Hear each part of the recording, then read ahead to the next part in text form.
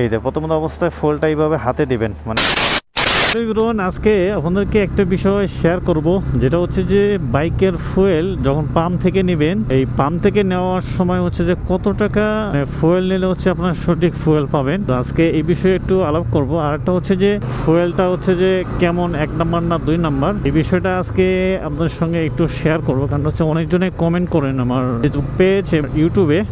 যারা আমার ভিডিও দেখেন তাদেরকে অসংখ্য ধন্যবাদ যে আপনারা অনেক ধরনের কমেন্ট করেন যা জানার জন্য।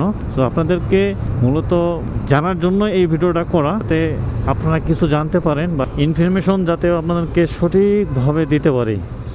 সো আমি ফুয়েল অকটেন,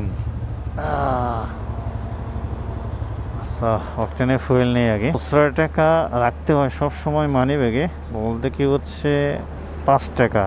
তো ভাইয়া আমাদের দেন হচ্ছে 505 টাকার দেন। হ্যাঁ, প্রথমে এইভাবে ফুয়েলটা নেবেন, ফেলে জিলি যাচ্ছে সুন্দর, শেষ 4 লিটার। এটা আমাদের দেন তো, হাতে দেন তো একটু। এই যে প্রথম অবস্থায় ফুয়েলটা এইভাবে হাতে দিবেন। মানে হাতে দেওয়ার পর ফুয়েলটা শুকালো কিনা দেখেন, ফুয়েলটা কিন্তু একদমই ভিজা নাই। সো ফুয়েল যারা চেক করতে চান, এইভাবে পাম্পে ফুয়েল নেওয়ার পর চেক করবেন যে শুকে গেছে কিন্তু অলরেডি। তো এই শুকাটাই হচ্ছে মেন, যে ফুয়েলটা 1 নম্বর। তো এভাবে চেক করলে, আর ব্যাজের সঙ্গে ফুয়েল নেবেন, তাহলে কি হবে, ব্যাজের সঙ্গে ফুয়েল নিলে আপনার হচ্ছে যে ফুয়েলের মাপটা সঠিক থাকবে। বাইকে যখন ফুয়েল নেওয়ার পর চালাবেন, রেডি পিকআপটা একটু বাড়বে যদি ফুয়েল ভালো হয়। কিছুদিন আগে ফুয়েল অনেক খারাপ ছিল, বর্তমান এখন ভালো হয়েছে, মানে কিছুটা আপডেট।